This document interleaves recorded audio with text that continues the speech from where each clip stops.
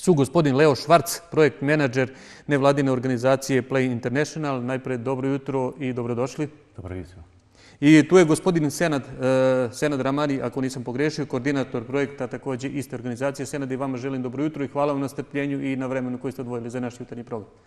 Dobro jutro. Evo, hteo bi da popričamo i sa gospodinom Leom kao projekt menadžerom o samoj nevladinoj organizaciji. Koliko dugo postojite, koji su neki osnovni ciljevi, kako ste zadovoljni radom i kako to funkcioniše? He's interested to know a little bit more about our organization, global picture, what we do and how long we are here.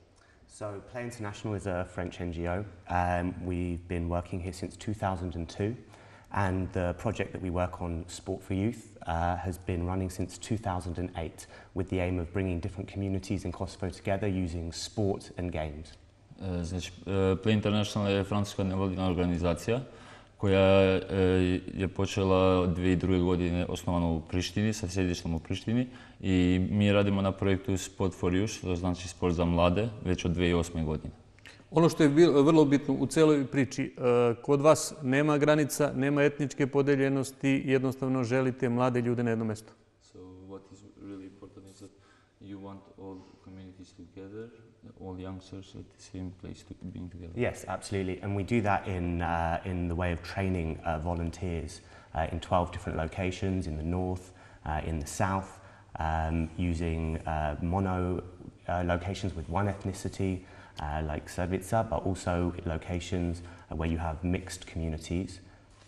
Znači, da, to je naš cilj i radimo na 12 različitih centara imamo u našem projektu i isto tako imamo multietničke centre i naravno imamo recimo Srbicu i Mamušu koji su 100% jedne zajednice.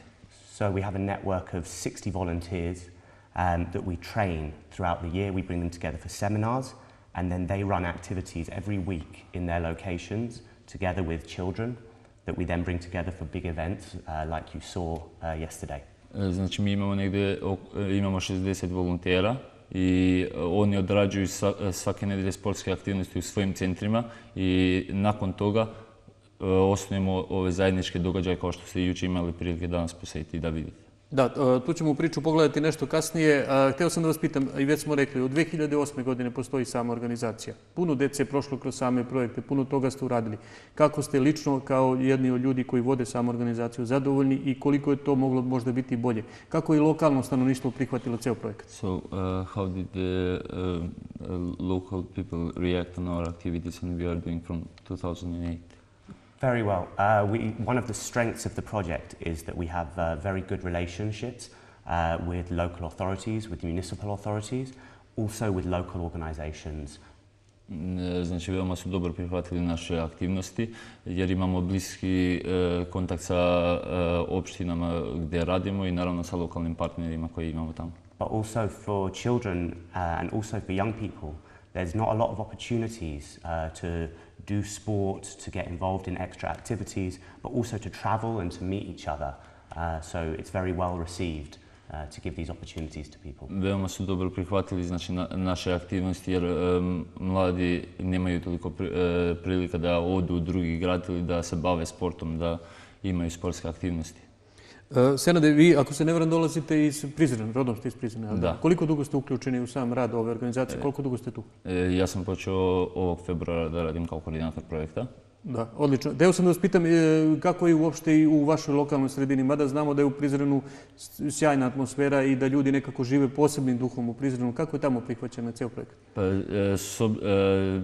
mi nemamo pre svega centar u Prizrenu, s obzirom da je multietnički grad i Prizren, trebalo bi da ima jedan centar tamo, ali više smo opredeljeni ka drugim delovima Kosova.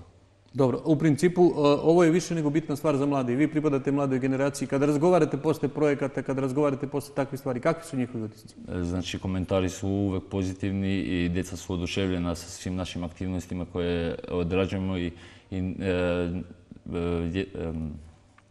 i željno očekuju naše sljedeće aktivnosti. Sljedeće, da.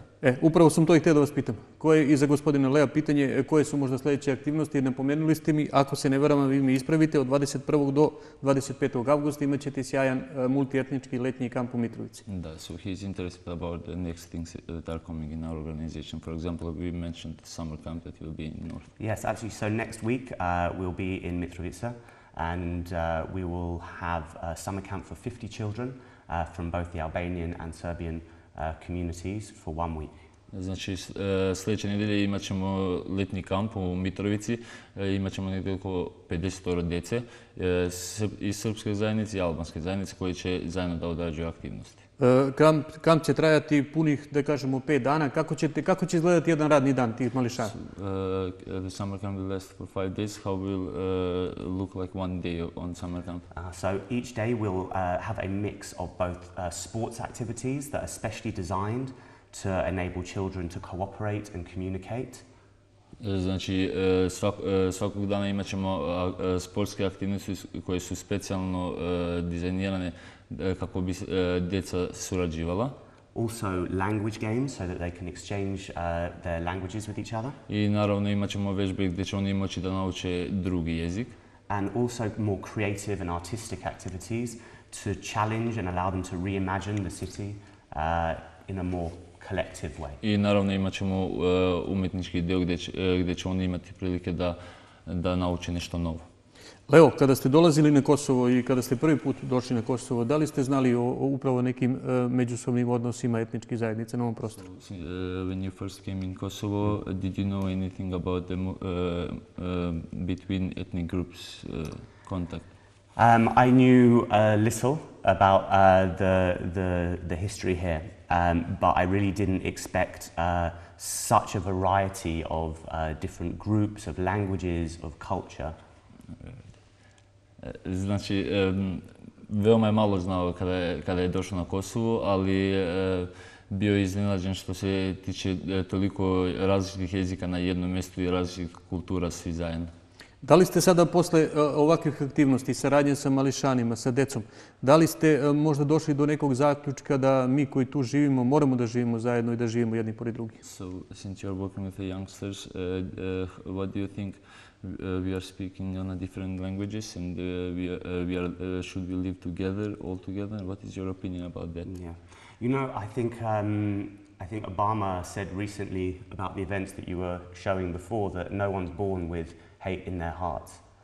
Znači, kao što ste ranije napomenuli, Obama je rekao da niko nije rođen sa mržnjom u svom srcu.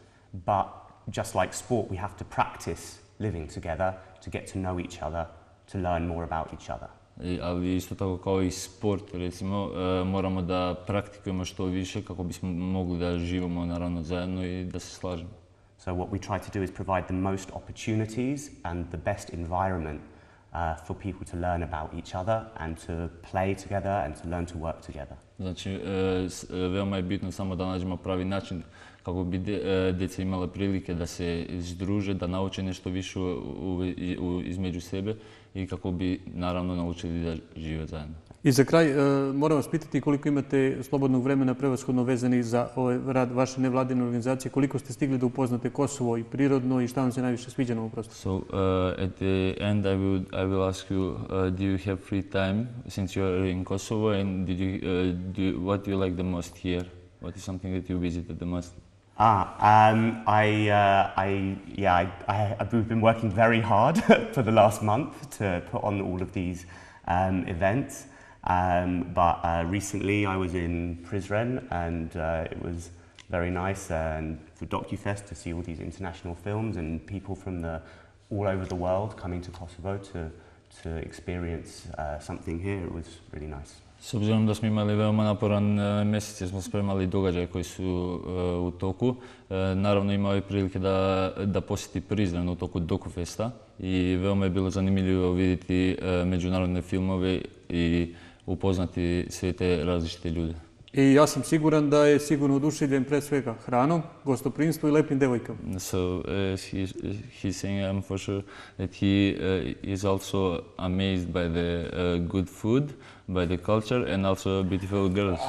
Well, of course. Naravno. Hvala vam na današnjem gostovanju. Želim vam puno uspeha u daljem radu. Naravno, pomenuli ste multietnički kamp od 21. do 25. avgusta. Mi ćemo biti tamo i tada ćemo i na licu mesta i razgovarati i sa vama ponovo i sa učesnicima. Nadamo se da ćete vi naći vremena da dođete i da budete gosti i u našem studiju. Još jednom vam iskreno hvala. Thank you one more time that you find the time to be here, and we will see each other on the summer camp. We will come to visit you, and also if you have time, you will come on the studio again. Thank you very much for spreading the positive news about the work we do. It's really important. Hvala još jednom što nam pomažete pre svega i što pokazujete naš dobar rad koji radimo.